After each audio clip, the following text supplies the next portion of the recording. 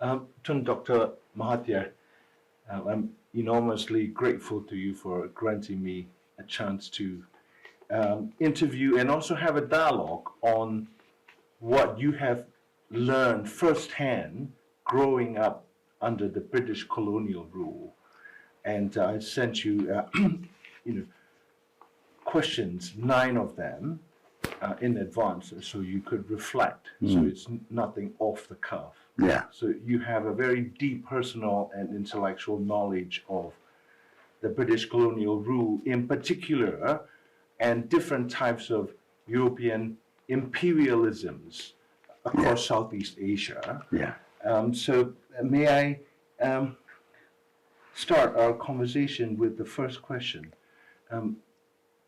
You were born in 1925, and the British rule or the colonial rule ended in Malaysia in 1957. Yeah. So you were a grown man, having done your university, started your professional career. Can you reflect on what you remember as a subject of the British Empire living under British rule in Malaya? Well, British colonialism resulted in the introduction of the British system of government. We have, of course, proper laws introduced, and we also have enforcement agencies. We collect taxes, and the taxes goes to the government. Before, when we were a monarchy, the taxes go to the monarch, but now the taxes goes to the government, and out of the taxes, after consolidation of the taxes, the money is spent on paying wages, on developing the country. To that extent, I think the British contribution was quite good. But beyond that, we find that the British made use of their imperialism, their control over Malaysia to enrich themselves. They found Malaysia very rich in resources, and they exploited the resources. And they don't allow locals to go into big business. Big business is monopolized by them. For example, all government procurement must be from British companies, the Crown agent. And then British entrepreneurs, they were able to acquire huge pieces of land, forest land, which they then developed into rubber estates.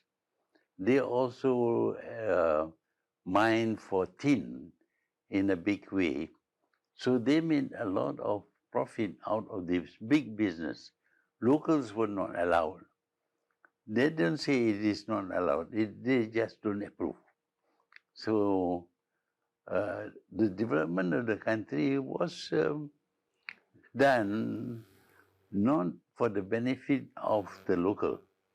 For example, if they have a tin mine somewhere, to reach the tin mines, they build roads.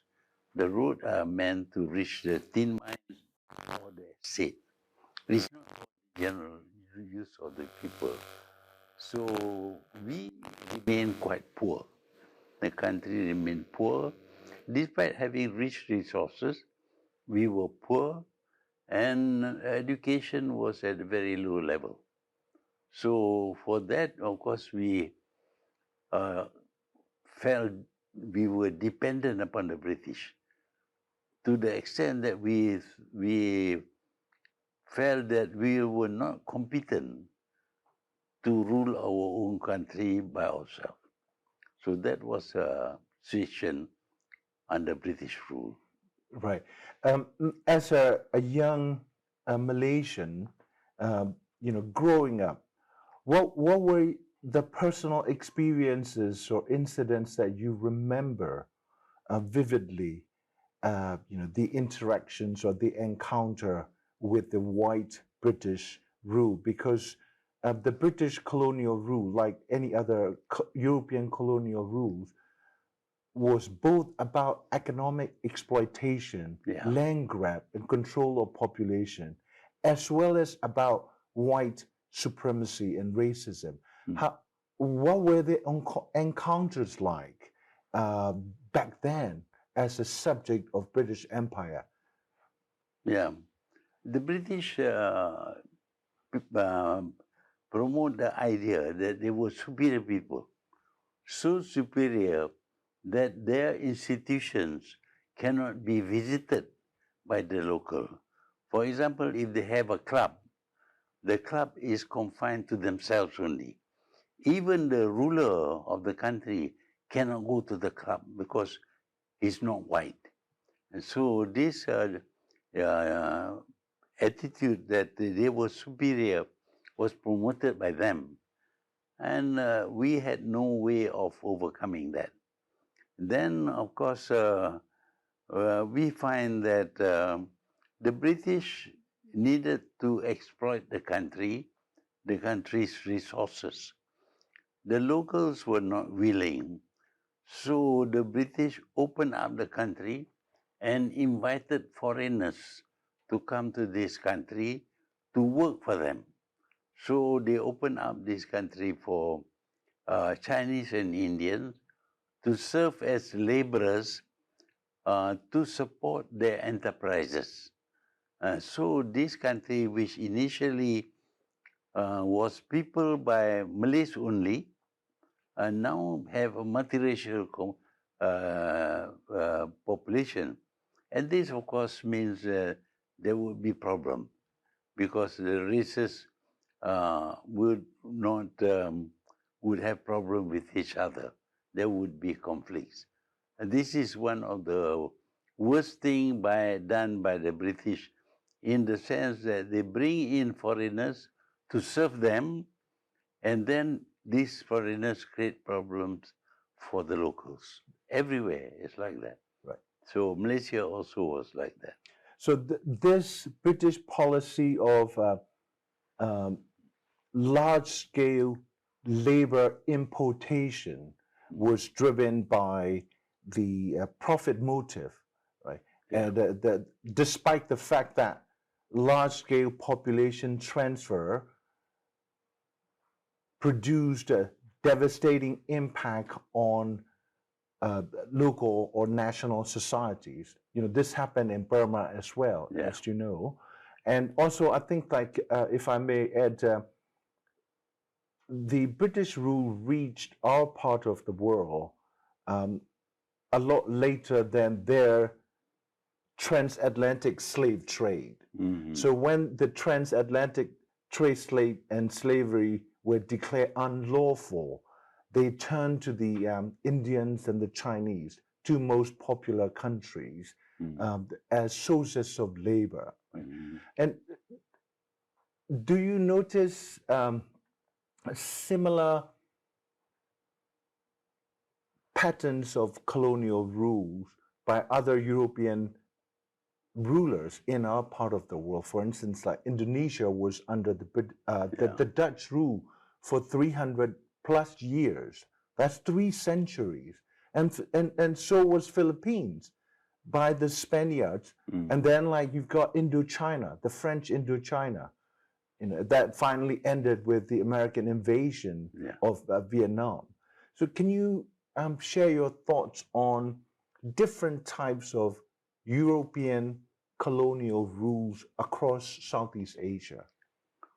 Overall, they were the same in the sense that they showed themselves to be superior race, that they have a right to rule others.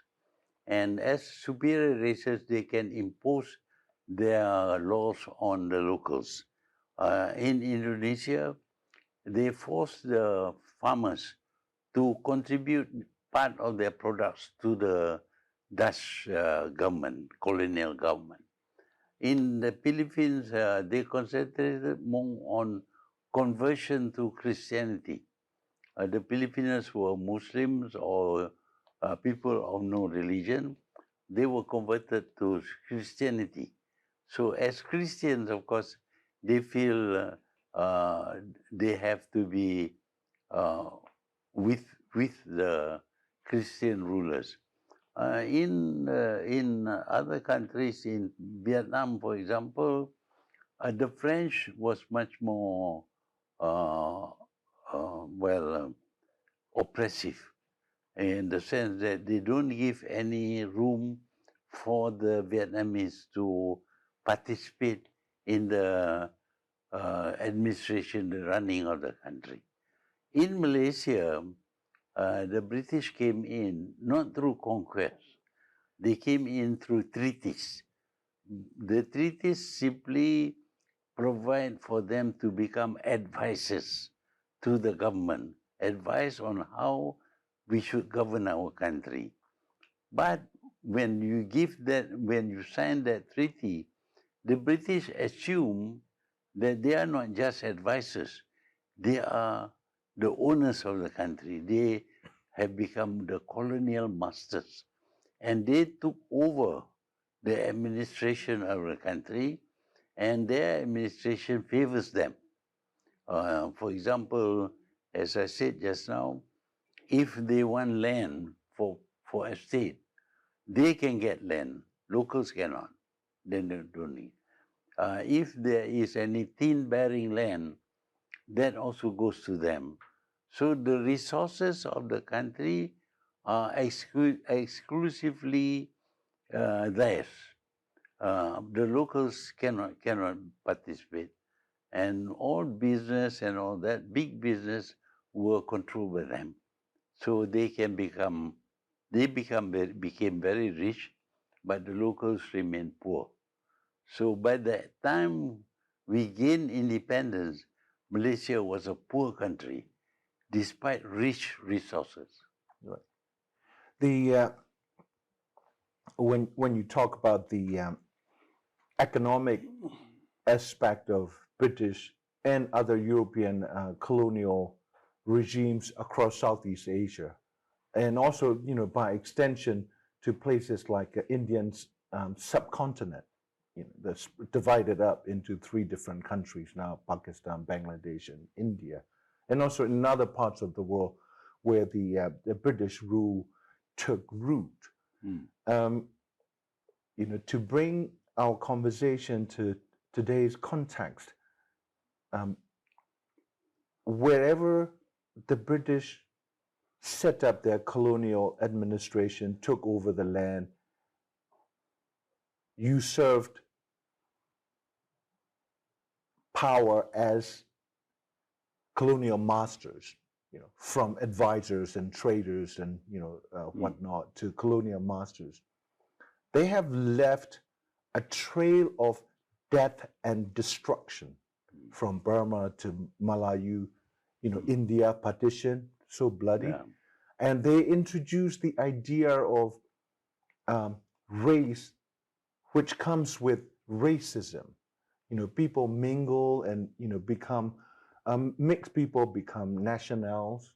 That has been a common process across the world. We were not born as this or that person. We learn to be Malay or Chinese, or we mingle. But the Europeans introduced the 19th century idea that this race is pure, that race is pure. Like, a version of Nazi view of racism based on blood. And so do you see this aspect of,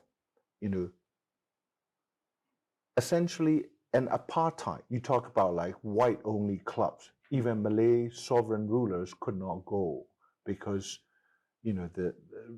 if you adopt the purity, the notion of pure races, you can never cross the barriers, right? And now, like Palestine, we see this, and they don't want, the Europeans don't want to hear history. They don't want to hear context. When the natives resist Mhm. the natives are dacoits or rebels or terrorists, especially if they are Muslims, right? Can you comment on this deeply disturbing aspect of British colonial rule and its dark and violent legacy? Well, the colonial people, the colonial Europeans, they believe that one of the ways to sustain and maintain their hegemony is to divide and rule.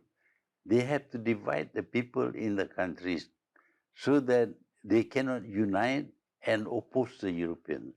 So in Malaysia, they divide the three different races into three different groups.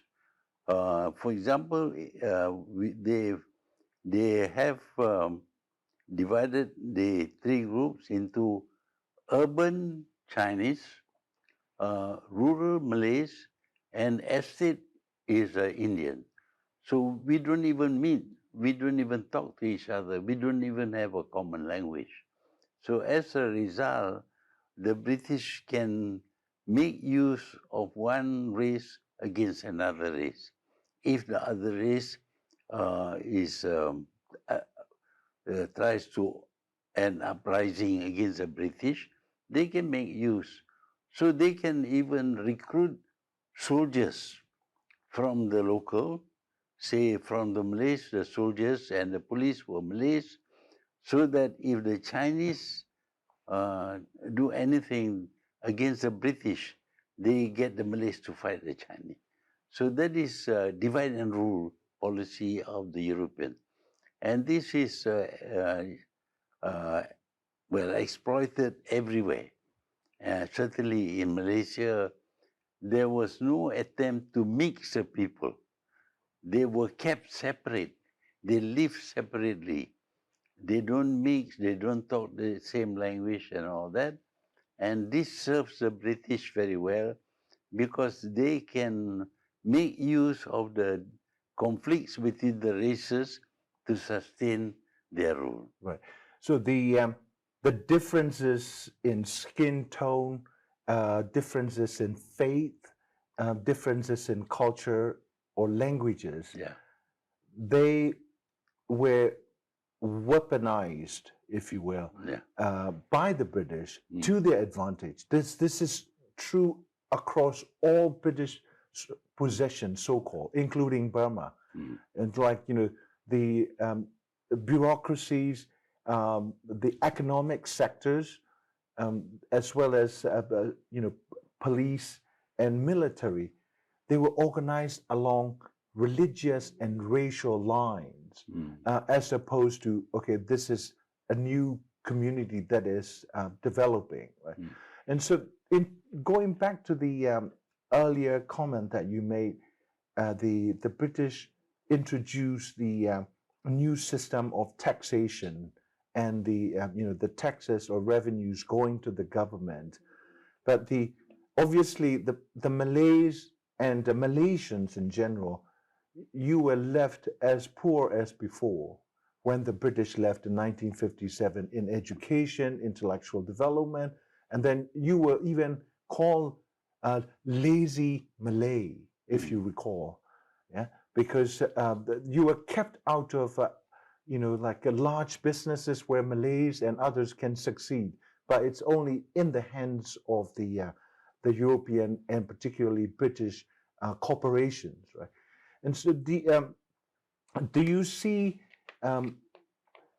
similar policies that the British and other European countries pursue even to this day? In other words, have they shed that kind of imperial and colonial mindset towards those of us who are not part of Western Europe? Well, basically, the Europeans want us to be subservient to them. And they feel that if we accept European value system, then we would be very much inclined to support them. So they introduce education and all that was to show that the Europeans were superior people. For example, I study history, of course, in the school, but it's not about the history of Malaysia or Malaya. It was the history of Europe and the Europeans and what they did, the wars they fight and all that. So I cannot identify myself with my country. I feel that these are the people who rule the world and they are successful, and therefore we must show respect to them, must accept being ruled by them. So, of course, in their history, they tell all the great achievements they have made, and they create an impression that we are inferior people, that we are unable to do things, and they only select us to do certain things. For example, they need to have supplies. They need people to be retailing goods for them, so they bring in the Chinese. They need laborers in the rubber estates. They bring in the Indians. And they say that, well, the Malays do not want to work. So the Malays remain in the rural areas. So we remain not only physically separated, but also culturally separated. And it serves them because if they want soldiers or policemen, they can have the Malays, you see. And if they want business to support them with supplies of goods and all that, the Chinese will do it. If they want to build a rubber estate, they bring in the Indians for the rubber estate. So they compartmentalize the people according to race and also sometimes according to religion. Right. I want to pick up on what you said about the education. They said, well, we want the colonized people to adopt our European values, right? But the idea of European values itself is so problematic. For Europe, like Noam Chomsky, Professor Chomsky said, killing, slaughtering one another was the European pastime. And then they tell us that freedom and democracy and rule of law was, from Europe. It's exclusively European. And we were supposed to be people without history, without culture, because in every single continent, European settler colonizers, or just simply colonizer, that they didn't come to live here but rule and exploit the people like the British did. But in places like North America, the Latin America and Australia, New Zealand, the settler colonies, they colonized and wipe out the native populations and build European countries, Australia, for instance, right? The education, I'm sure you know Thomas Macaulay, the British education historian who became the chair of who developed this idea of imperial education. He said this is about the Indian subcontinent, and then by extension all of us who were under the British rule in the 19th century. He said we will make essentially white boys inside out of brown and black and yellow people through education. They may look Indians or Malay or Chinese or Africans, but the inside, they will internalize themselves as white people. They're not white, right? So this injection through the education that they call liberal of subservient slave mentality. It's like, many of us, we learn about Hitler or Churchill or Queen Elizabeth. We hardly know anything about Jose Rizal, or the Indonesian independence movement, or Malaysian struggle for independence, right?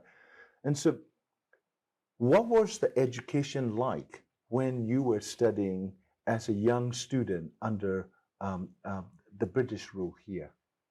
Well, what they did was to educate the local people to believe in the superiority of the Europeans. So we learn all about the heroes in the European history. We know more about them than we know about ourselves. So they said that uh, Malaysia was peaceful because it has no history, which is of course nonsense. We have to come from somewhere. We have to do something to build Malaya. But they create this idea that we don't have a history. The history that we have is the European history. And so we learn all about the great achievements of European soldiers and admirals and the like. And we became subservient to them because these were great people, according to them.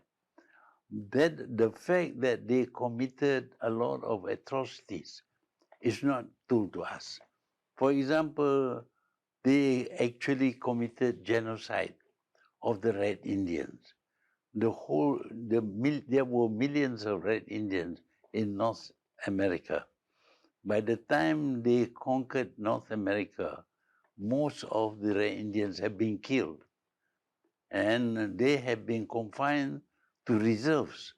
Their whole country is taken over by the imperial powers. So this happens in America. But in Malaysia, they didn't kill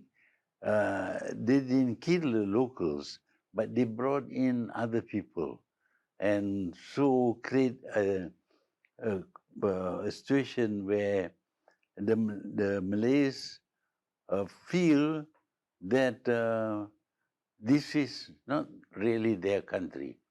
A lot of people have come there, and the British played up the rights of the people they brought here to give them some standing in the country. And this, of course, caused conflict between the locals and the migrants. And for them, this is good because it is divide and rule.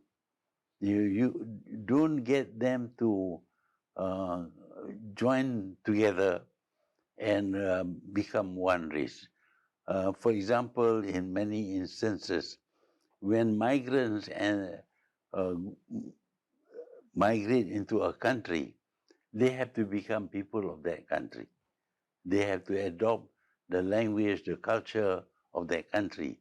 But in Malaysia, they didn't. The Chinese remain Chinese, Indians remain Indian, the Malays uh, remain just Malays under the British. So when we became independent, the conflicts were already there. And we cannot have, supposing had the British insisted that Malaya is a Malay country and migrants who come here must become Malays. But no, they separated us. So it serves their purpose to do so. Right. You know, large-scale migration, whether it was done as a matter of economic expediency or out of humanitarian concern, obviously would have and have produced a very negative consequences. Of course, like there are also some positive that the migrants brought. But I think what we are witnessing in places like North America or USA in particular, and also Europe, they call themselves now the European Union. that produced the largest number of colonizers or colonial regimes that went out around the world and quote unquote conquered people and subjugated them. Now they see their continent through the lens of what they call Fortress Europe. They don't want brown and black and other people who are fleeing from wars that were caused by Americans and French and English and others for resources, oil, gas, minerals, right? And then like these, war-torn societies create outflux of refugees. The European Union shut the door. So what you were saying was that the British colonial economic policies pursued this large-scale labor migration as an act of policy, and then you were supposed to just simply, accept it, reconcile their policies. So are there other aspects of British colonial rule that you think have left long-term consequences for Malaysia as a country as of today? Well, in the case of Malaysia, of course, we thought that the British system of government was good, and we wanted them to advise us on our government, on how to govern the country. But they, instead of advising us, they just took over the country as if this is their colony. They rule the country. So when they rule the country, all policies are according to their needs. And of course, they wanted labor for their rubber estate. They bring in Indian. And they wanted support for their economic activities. They bring in the Chinese. But in many cases, when migrants enter a certain country, they become absorbed.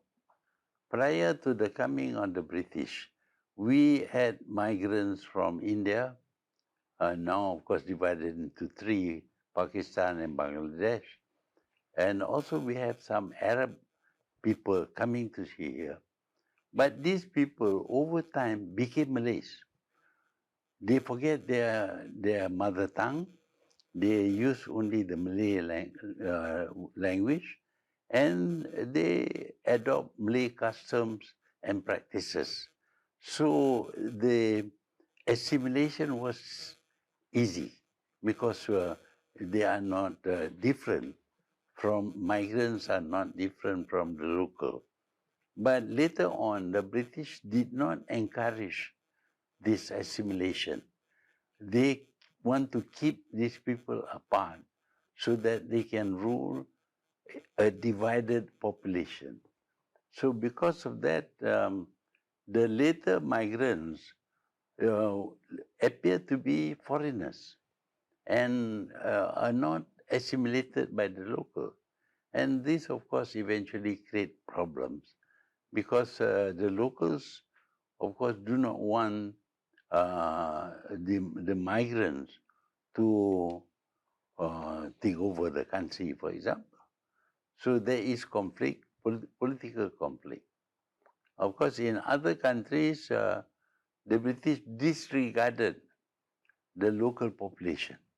They draw lines to divide the country into different colonies, whereas the people that they separate by the border are people of the same race and custom.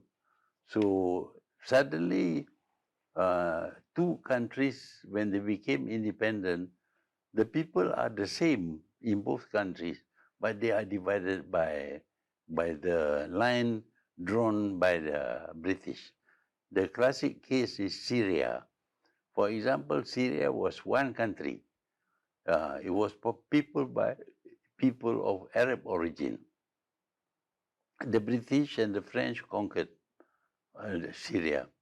And when they wanted to leave, they divided Syria into four. Two states were given to the British, two states were placed under the French. And for some time, they were ruled by the French and the British. And later on, when they became independent, instead of being united as one country, there are now four countries. And of course, there are conflicts between them. So this is the attitude or the policy of the British and the French to divide the people so that they do not become strong enough to appease. That the whole of Syria has to be divided into four countries. Right. In Malaysia, a different thing happened. They wanted to unite these countries as a government so that they can control the whole country through one government. But the people themselves do not feel that they are people of the same origin. They want to sustain their own fiefdom.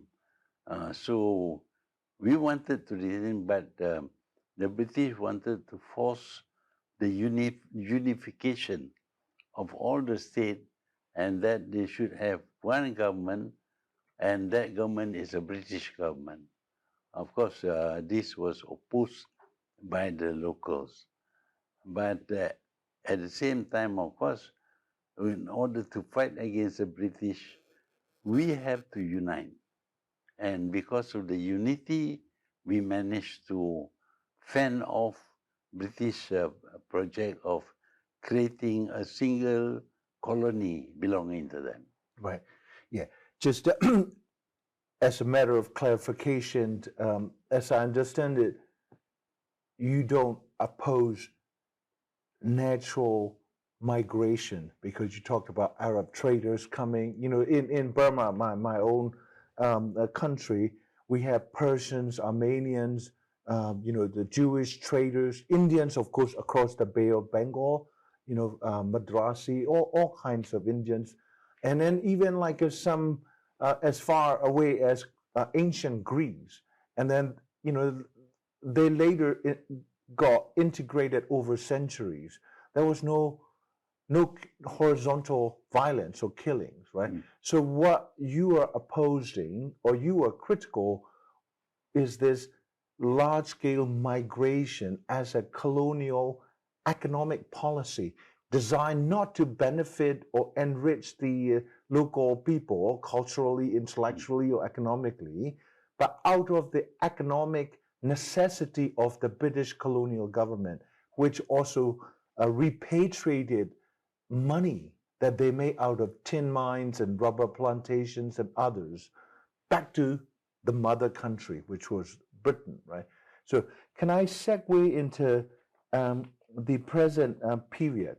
Because after the Second World War, correct me if I'm wrong, it wasn't a war of democratic liberal values versus fascism. The way I look at it, it's like a war of, it was a war over colonizers fighting about the resources and slices of the earth, if you will, right? So, but they portrayed that Second World War as like, you know, liberal democracies fighting fascism and Axis countries, right? Because you could not call yourself a liberal, enlightened government when you were keeping Malaysia or Burma or India as your colonies, you know, subjugated people, apartheid system, right? So after the dissolution of these like old European colonial empires in 1945, the USA on one hand, and then USSR on the other hand, became two major imperial powers, right? And but as opposed to the way we looked at Soviet Union, it's an evil empire, like Ronald Reagan's term. But we have been taught to look at the United States as empire of liberty, something good, despite like evidence of millions of dead bodies around the world, like Korea, Vietnam, Afghanistan, Iraq, Syria, and now Palestine. Right? Can you comment on the way in which the United States has been portrayed as this enlightened imperial power? Well, when they fought the Second World War, the intention was not to dismantle their empire. The intention was to sustain their empire. So they want to win the war to sustain their empire. But after the war, they found that the war had exhausted them. The war had made them financially poor, and they cannot sustain the empire anymore. So because of that, and because of the uprising in the empire, they decided to give up the empire. But they don't want to give up hegemony. So after giving up the empire, they formed the European Union, so that the Europeans will remain the dominant race in the world. And the European Union becomes a very powerful economic bloc. And as an economic bloc, they introduce economic imperialism. The new colonialism is about economic dominance. If you don't sell to them, you will become bankrupt because they are the only buyers. So this is something forced upon them, not because they plan to dismantle the empire, but they just couldn't sustain it. But they want to retain their hegemony. So they become a bloc. They became the the European Union, together with the United States of America, which is also European. They thought that they would be powerful enough to rule the world, to hegemonize. So that is their intention. But of course, they find that out of the East, the new countries began to grow and develop and challenge them. Or they don't like this. So they now shoot that the Europeans are against the Eastern countries. And of course, the people who have been achieved independence, we are faced with the problem of choosing to be on which side. And of course, Malaysia, for example, doesn't want to choose. We want to be friends with all because we are a trading nation. But they try through trade to control. For example, all the markets for our products are not in our country, but the tin market, for example, is in London. Even the rubber market also is controlled from there. So whether they buy or they don't affects our economy. So they hold the whip hand because they can control us not through occupation, but through economic dominance. This is what has happened now that we need. When we turn away from them and develop a new relation with China, for example, they are telling us China is going to conquer your country, and therefore you should side with them. But so far, nothing has happened. Right.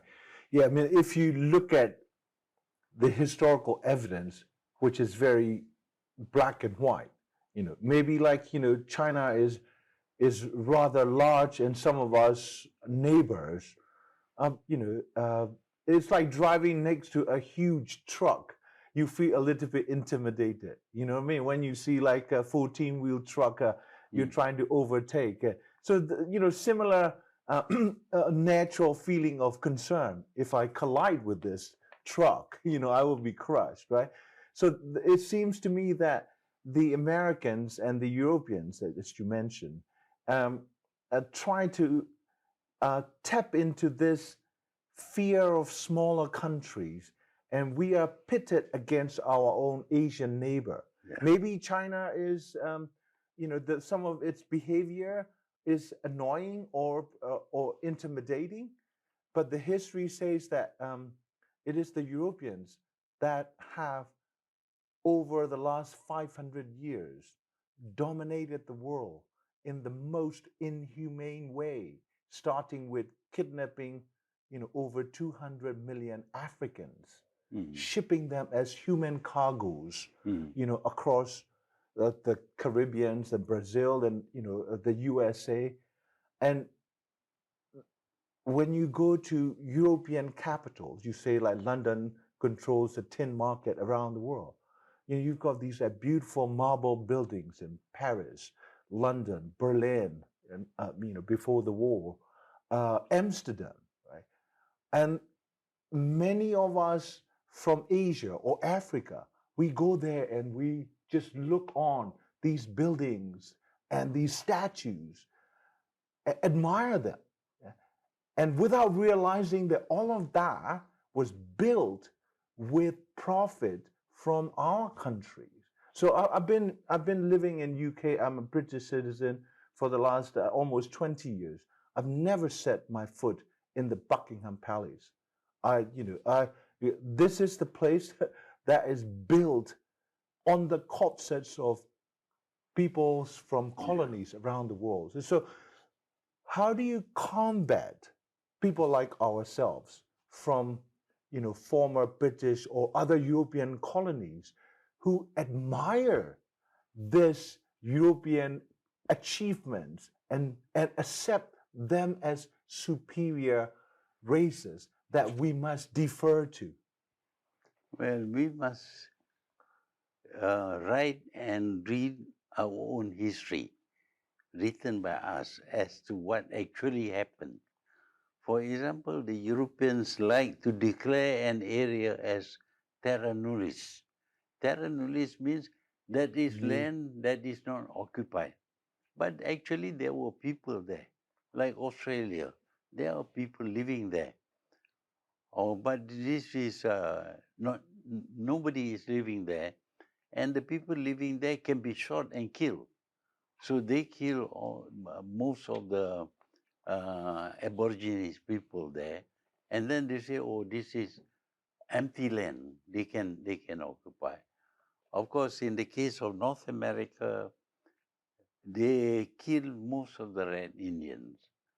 In Latin America, they came there. Only men came there, and they married the locals. So they have a hybrid nation. So these are the truth of the fact of the matter. But we are reading history written by the Europeans about themselves, and they never mention that they committed genocide, that they occupied land belonging to others, that they were very oppressive, they they conquered lands and all. This is not told. For example, when they set up the United States of America, the story is as if there is nothing there. The Red Indians were savages, and they can kill the Red Indian. And that is why they have the gun law, that everybody must carry a gun, because you are free to kill Red Indian. You see, so that part of the story is never told. The way they exploit they kill the countries in Latin America was also not told. So we need to rewrite the history so as to give the correct picture as to what happened. The history we are reading now are written by Europeans largely. And even when we write in our own language, the source is European. And we take their story as the truth. It's not the truth. So we need to rewrite the history of the world so that we can actually recognize who dominated whom, who oppressed whom, and all that. Then only we will regain our stature, our our contribution towards this world. Many millions of us have died, enslaved, and created a problem. Until now, in America, uh, the blacks are regarded as people who are expendable. You can kill black people, and nothing will happen to you. So this is the result of history. And see, they brought the blacks there, and now they cannot make them slaves, so they are very oppressive. That is why I say that we need to rewrite history based on the facts, what actually happened. You see, for example, in the war between Japan and United States, the reason is they deprived Japan of fuel, oil. So Japan had to react, and they thought that, well, Southeast Asia had the oil, they can, and Southeast Asia is under the control of the imperialists, so they had to fight against the imperialists to get back their oil. So provocation like that are not mentioned. So we need to, as I said again and again, we need to rewrite history. Right. And we need to have researchers who identify the facts of history, not what is written by the Europeans, because the Europeans talk about their uh, their naval power, for example. Britain actually give license to their uh, traders to rob people. And see, they were the brigands. Uh, they became pirates. So all these things is not told. Even in Malaysia, the history of British rule is not told completely. Yeah, but now the people from Indonesia or Malaysia or Burma or India, if we want to look at the archives, we have to go to Amsterdam or The Hague or Paris or London, because not only did they steal the economic benefits from our old societies, but they also rob us of these intellectual materials. They as if they were custodians of our history and culture, right? And so um, you talk about the economic colonialism of European Union, but all the empires at the end of the day, as George Orwell said, are maintained behind a million bayonets. Maybe colonial administrators are polite gentlemen, educated in Oxford or Cambridge or places, but behind their desks was 1 million bayonets, the British Imperial Army and police, right? So we have a similar situation when the United States talk about free trade, keeping the sea lanes open. Before, in the 19th century or early 20th century, the saying was Britain rules the waves. Now Britain no longer rules the waves, and the sun has long gone from the empire.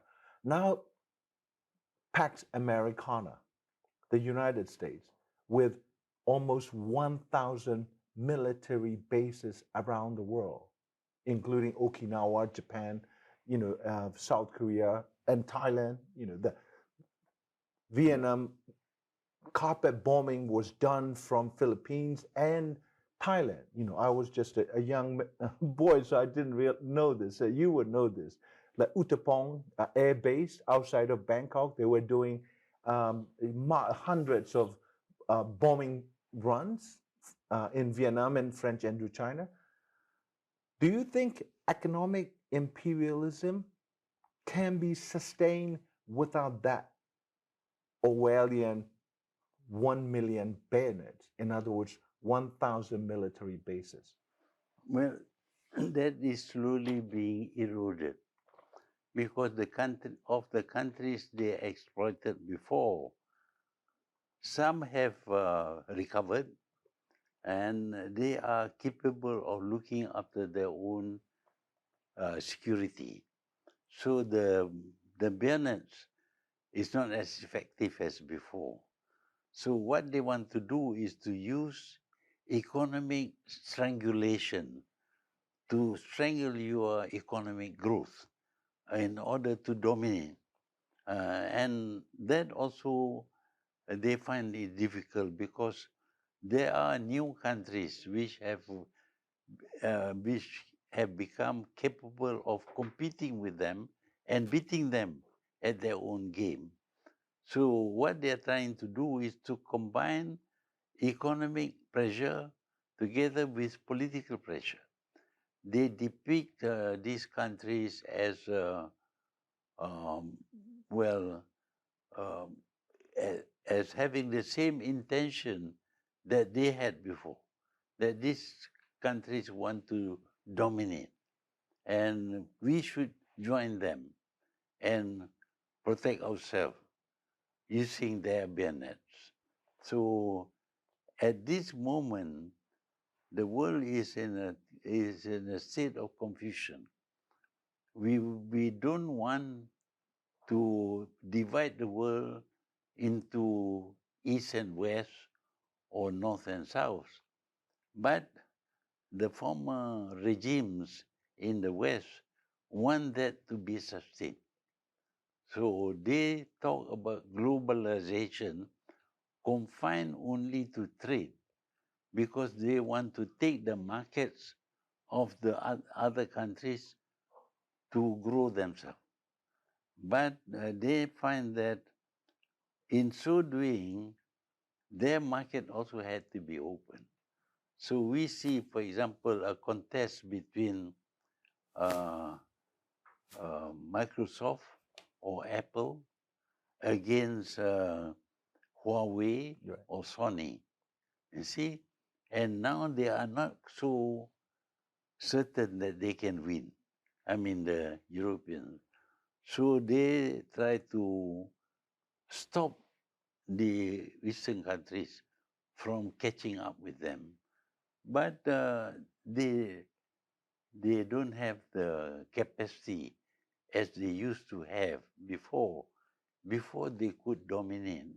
But now, even militarily, they cannot dominate. So there is a state of confusion in the West as to what policy they need to follow.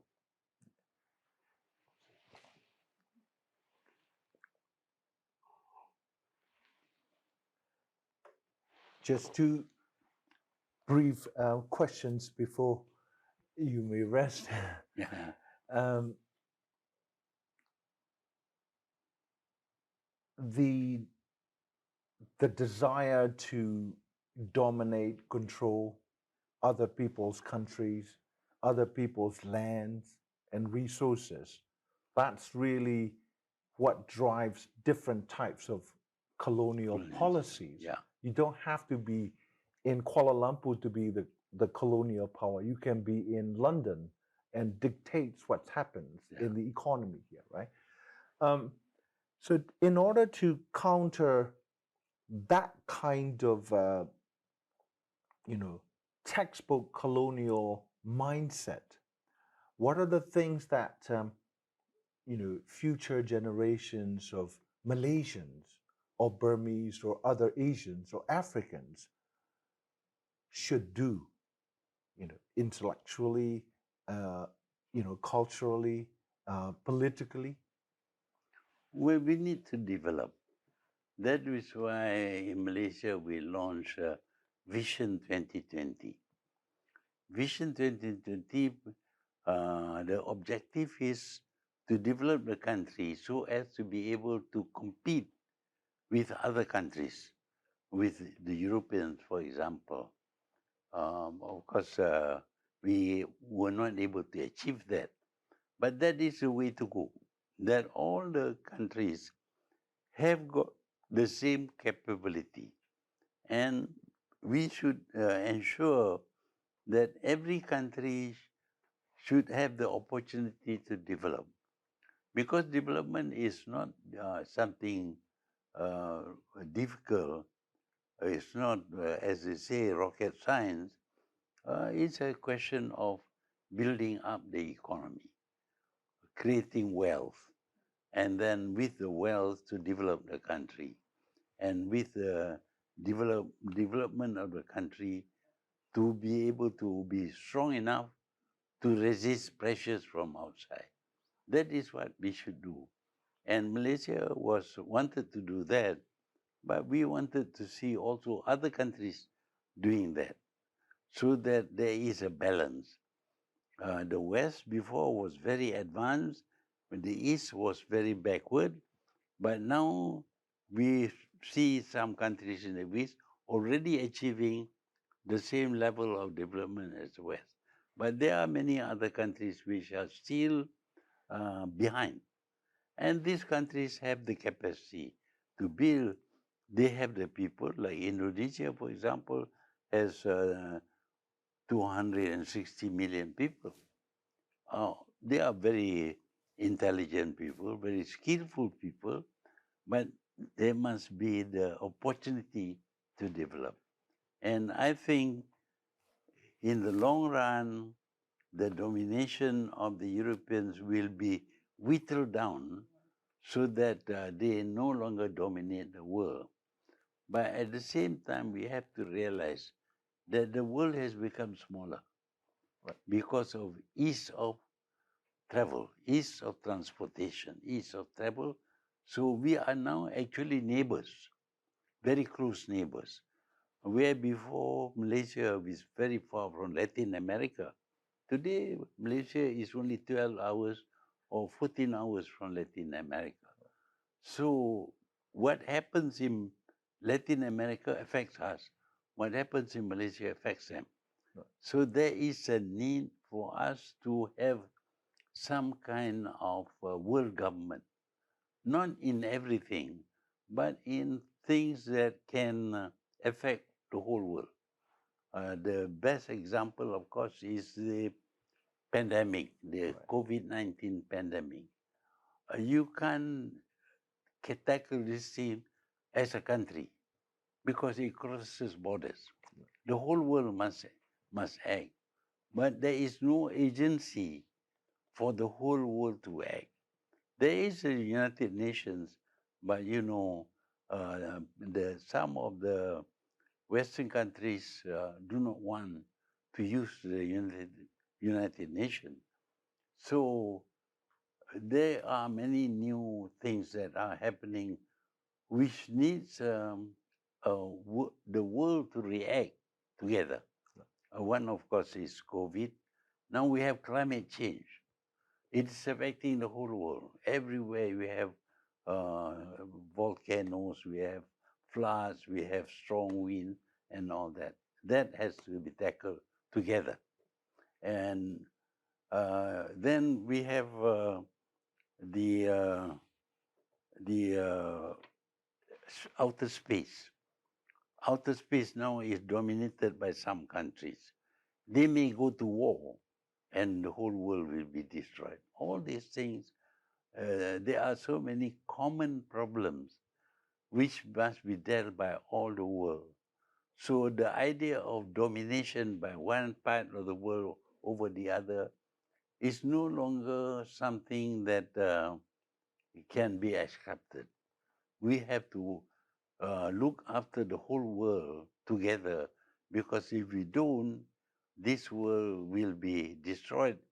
For example, if there is a nuclear war, the whole world will be destroyed. You see, so there should be a real international organization like the United Nations, accepting that the United Nations is not democratic. We need to have a democratic world government to tackle common problems. Very, very final question. Who we are is what we know, what's in our head. If we think European civilization is superior, we will adopt a subservient mindset.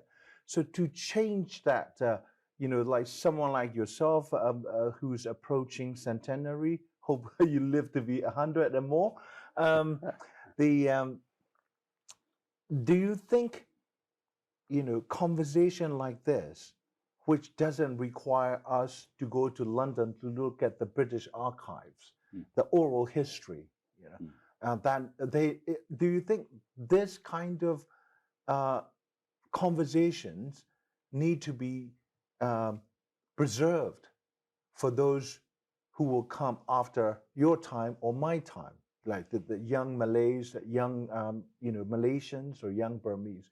Do you think the idea of establishing a national, say, a museum that would change the colonial mindset of our people? We don't have to go to Europe to change the Europeans. All we have to do is we change our people and how they view themselves and how they look at the dominant, historically dominant Europeans. What are your thoughts on establishing, an educational institution that is open to public from Malaysia and from outside? Yeah, I think education is very important. But education at first was concentrated on the nation. But now we live in a world that is small and communication is easy. So everybody must learn about the history of the world, not just the history of your own country. And the reason why things are as we see it today. We need to promote the idea that we live in a world, in a single world, and that what happens to the world happens to us. Initially, of course, when humanity appeared on Earth, they developed small tribes. The tribes are headed by the tribal chief and all that. And sometimes they fight each other, different tribes. But one tribe may be so dominant that it is able to unite the tribe. And when you unite the tribe, then you set up a country, because your communication is limited to within your borders. But today, the whole world is connected. The market is the whole world. So communication is easy. You don't even have to visit. Sitting where you are, you can have a worldwide conference through the Zoom, for example, through the internet. You can talk, and as if you are in the same room, but actually you are 1,000 miles apart. So communication is so good now that we can learn about each other. We can correct the wrong history written. We can promote the idea that the fate of one country affects the fate of other countries. For example, now that there is a war in Ukraine, supplies of food affect the whole world. But the war is only between Russia and Ukraine. They don't touch anything, but the whole world is affected. So these kind of common problems are going to come more and more. Many things will be a common problem. Outer space, for example, Now before only Russia could send a space vehicle, the Sputnik. Then America joined in. Now we have every country capable of sending things into outer space. And now the outer space is full of debris. Lots of things are flying around, and we don't know what will happen. We have known almost 100,000 pieces of debris circling the world. So these are common problems. Supposing they decided to go to war, just imagine their satellite showing you where you are, and then they can kill you. That is a very powerful weapon. And if they have a world war, we will not feel safe. Even now, the satellite flies over Malaysia. They will see what we are doing. Every 90 minutes, there is a satellite circling above Malaysia. So these are common issues that can lead to conflicts. So unless we come together and sit down and work out how to govern outer space, we may have people going to the moon, establishing a mine on the moon, and there will be conflicts because others also claim that they have a right.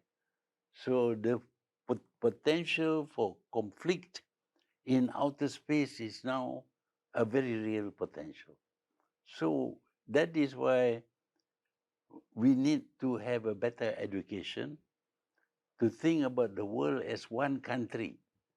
You see, you start off as a tribe, become a nation, and nation becomes a group of nations. Now we have a whole world. So this changes our perception of things. It also changes the threats that we feel. You see, a war between Russia and Ukraine is of concern to Malaysia, is of concern to Africa. They don't have food grains. So if there is a war like that, the whole world must be given a chance to debate and decide and settle the problem without war. Then, of course, we will feel safer. Right. Well, on that humanistic and peaceful vision, we will end our conversation. And thank you for sharing your deep reflection on the history. If we know the history, we can chart a better future. Yeah. And thank you, Ton. Welcome.